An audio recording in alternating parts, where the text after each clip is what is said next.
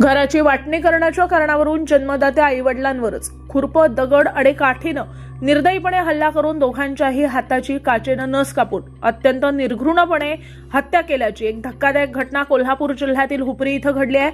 शहरातील महावीर नगरमध्ये आज दिनांक 19 डिसेंबर रोजी पहाटे ही घटना घडली. विजयमाला नारायण भोसले वय 70 वर्ष, नारायण गणपतराव भोसले वय 78 वर्ष असं खून झालेल्या आईवडिलांचं नाव आहे. या घटनेनंतर मुलगा सुनील नारायण भोसले वय 48 वर्ष स्वतःहून हुपरी पोलिसांमध्ये हजर झाला.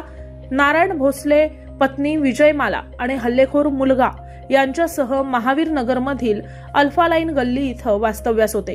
त्यांना 3 अपत्य असून थोरला मुलगा चंद्रकांत याचे आणि संजय याचे सराफी दुकान आहे. व्यवसायानिमित्त ते दोघंही बाहेरगावीच वास्तव्यास असतात. हल्लेखोर सुनील याचं लग्न झालं असून त्याला एक मुलगा आणि मुलगी आहे, पण त्याच्या सततच्या त्रासामुळे त्याची पत्नी मुलासह माहेरी बेळगाव इथं वास्तव्यास आहे. त्यामुळे सुनील हा आई वडील यांच्यासोबत राहत होता. गेल्या काही महिन्यांपासून घराची वाटणी करून मिळावी या कारणावरून आई वडिलांची त्याचं भांडण सुरू होतं. घराची वाटणी करणं काही कारणानं शक्य नसल्यानं आई वडील त्याच्या मागणीकडे दुर्लक्ष करत होते.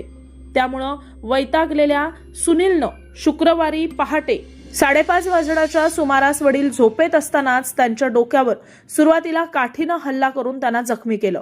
त्यानंतर दगडाने ठेचलं आणि खिडकीची काच फोडून त्यांच्या हाताची नस कापली. यावेळी नळाला पाणी आल्यानं आई विजयमाला या बाहेर विद्युत मोटर सुरू करत होत्या. त्या घरात येताच सुनीलनं त्यांच्यावर देखील हल्ला करून काचेनं डोक्यात वर्मी घाव घातला आणि त्यानंतर काचेनं त्यांच्या देखील हाताची नस कापली.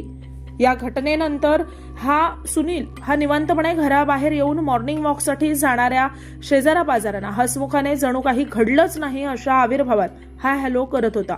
काही वेळानंतर तो स्वतःहून हुपरी पोलिसांमध्ये गेला आणि घडल्या प्रकाराची माहिती त्यांनी पोलिसांना दिली आहे. पोलिसांनी घडल्या प्रकाराची खात्री करून घेत त्याला ताब्यात घेतलंय.